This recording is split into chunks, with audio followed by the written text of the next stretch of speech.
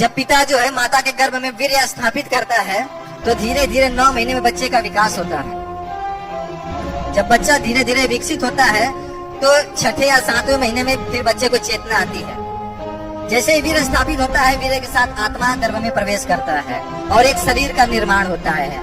उसको 5 इंद्रियां मिलती है, आंख, कान, नाक, जीभ, मुंह, त्वचा, सब उसको प्रदान किया जाता है।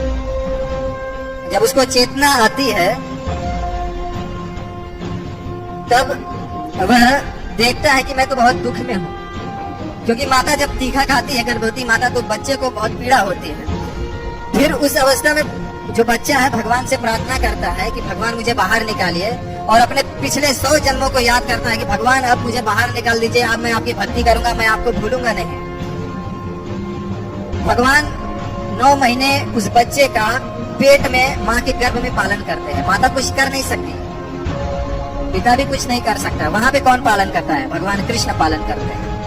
वहाँ पे तो उसको पता भी नहीं रहता कि मेरा नाम क्या है, मेरा गांव क्या है, मैं कौन से देश में जन्म लेने वाला हूँ, मेरे कौन से संबंधी यहाँ पे प्रतीक्षा कर रहे हैं, उसको कुछ भी पता नहीं होता बच्चे को। वहाँ पे उसको एक ही बात पता रहती है कि मैं पिंजरे में हूँ और एकमात्र भगवान ही, कृष्ण ही मेरा सहारा है।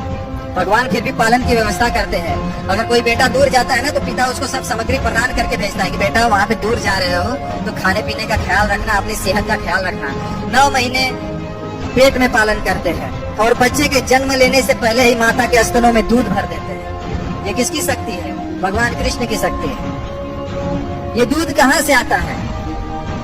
क्या माता खुद प्रकट कर सकती है अपने स्तनों में दूध? नहीं प्रकट कर सकती। भगवान कृष्ण की ऐसी शक्ति है, ऐसी महिमा है कि बच्चे के पालन करने के लिए माता के स्तनों में दूध भर देते हैं कि बच्चा जब आए तो उसको भूख लगे तो अपनी माता का स्तन पी सके, दुग्ध पान कर सके। जब बच्चा बाहर आता है तो भगवान कृष्ण जो है उसके माता पिता में बच्चे के प्रति ममता पैदा कर देते हैं। अगर ममता ना होता तो लोग बच्चे को त्याग देते थे। एक माता जो है अपने बच्चे का इसलिए पालन करती है क्योंकि उसके प्रति उसका प्रेम है, लगाव है, ममता है। तो भगवान यहाँ पे भी उसके पालन की व्यवस्था करते हैं। माता पिता के जो है बच्चे के प्रति आकर्षण पैदा कर देते हैं, तो इस आकर्षण के प्रेम के लिए बच्चे का पालन माँ बाप करते हैं। और आज तो कलयुग है, समय दूषित हो गया है। आजकल के तो ऐसे बहुत सारे माँ बाप है जो जन्म लेते ही बच्चे को कूड़े में फेंक देते हैं, या तो जाके गर्भाधान करवा लेते हैं, बच्चे को जन्म नहीं देते हैं, बच्चे को गर्भ में ही मार डालते हैं। पहले कहा जाता था कि अगर भगवान के प्रेम का कहीं प्रतिबिंब देखना है, छाया देखना है, तो माता और बच्चे के प्रेम में देख लेना।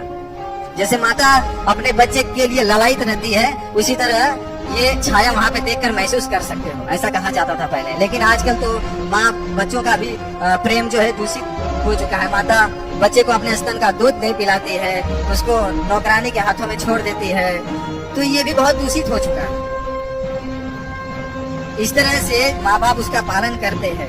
फिर धीरे धीरे जब बच्चा बड़ा होता है तो उसको एक नाम दे दिया जाता है कि तुम्हारा नाम ये है। फिर धीरे धीरे जब बच्चा बड़ा होता है तो उसको पता चलता है, उसको बताया जाता है कि तुम्हारा गांव ये है। जन्म से पहले उसको कुछ नहीं मालूम था। फिर उसको पता चलता है कि मैं भारत का रहने वाला हूँ, मैं अमेरिकन हूँ, मैं भारतीय हूँ। फिर उसको स्कूल में शिक्षा के लिए भेजा जाता है। और बात कहते थे कि जब जन्म लेता है कोई तो मूर्ख पैदा होता है, मूर्ख पैदा होता है, इसलिए उसको शिक्षा के लिए लोग स्कूल में डालते हैं, कॉलेज में डालते हैं कि जाओ कुछ विद्या ग्रहण करो। तो उसको स्कूल भेजा जाता है, तो वहाँ पे जाकर वो जड़ पदार्थ का जो है ज्ञान सीखता है, भौतिक ज्ञान सीखता है, आध्यात्मिक ज्ञान नहीं सीखता। पहले तो गुरुकुल में भेजा जाता था तो आध्यात्मिक ज्ञान सीखता था, परमात्मा से अपने संबंध को जानता था, लेकिन अभी भौतिक ज्ञान सीखता है। जब वो सीख लेता है तो धीरे धीरे जब बड़ा होता है तो उसको काम वासना सताती है। जब काम वासना सताती है तो उसका विवाह करा दिया जाता है। और जब विवाह होता है तो फिर पत्नी आती है, फिर बच्चे भी होते हैं। फिर वो भूल जाता है कि मैंने गर्भ में भगवान को वचन दिया था कि मैं जब बाहर आऊंगा तो आपकी भक्ति करूंगा, आपको कभी भूलूंगा नहीं। और फिर आके बाहर विद्रोह करने लगता है कि मैं भगवान को मानता नहीं, मैंने जो किया है अपने बल पर किया है। अरे जब तुमने जन्म लिया था तो तुम्हारे हाथों में बल नहीं था, वो बल किसने दिया है? भगवान कृष्ण ने दिया है। जब तुमने जन्म लिया था तो तुम्हारे मुंह में दांत नहीं था, वो दांत किसने दिया है? भगवान कृष्ण ने दिया है। जब तुमने जन्म लिया था तो तुम चल नहीं सकते, तो तुम्हें पैरों में चलने की शक्ति किसने प्रदान की है? भगवान कृष्ण ने प्रदान की है। फिर जब बड़ा हो जाता है, थोड़ा बल आ जाता है, अहंकारी हो जाता है, तो सोचता है कि भगवान से मेरा क्या लेना देना, मैं अपना कर्म करूंगा और फल उगाऊंगा और उसका भोग करूंगा। फिर धीरे धीरे समय बीतता है, फिर बच्चे तोतली भाषा में बोलते हैं, तो बच्चे से बहुत लगाव हो जाता है, पत्नी से बहुत लगाव हो जाता है,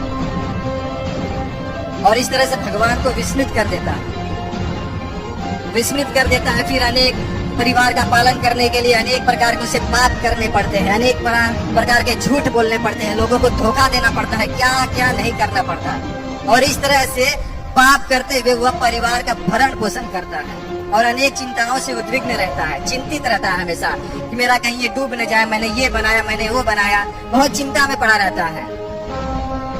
फिर जब लास्ट समय आता है तो बहुत दुखी हो जाता है। क्यों दुखी होता है?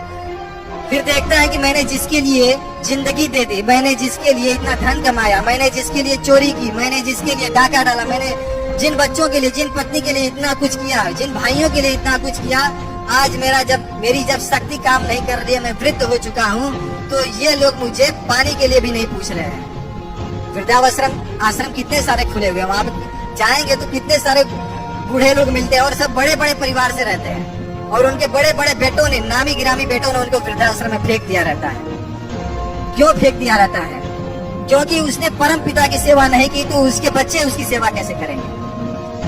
जब उसने कृष्ण को नहीं माना, कृष्ण की भक्ति नहीं की, जिसने जन्म दिया, जिसने सब कुछ किया, उसकी भक्ति नहीं की, तो अपने बेटों से कैसे उम्मीद कर सकता है कि ये जो मेरे पुत्र है मेरी सेवा करेंगे? नहीं करेंगे। और लास्ट समय में यही होता है, अनेक चिंताओं से घिरकर, अनेक मुंह जाल में फंसकर, और उसके पास कोई नहीं रहता। मृत्यु जब वो मरता है तो उसके पास कोई नहीं रहता, और इस तरह वो अपना शरीर छोड़ता है। जब शरीर छोड़ता है तो बहुत कष्ट होता है, क्योंकि उसने बहुत बुरे कर्म किए हैं, तो सब याद आते हैं उसको।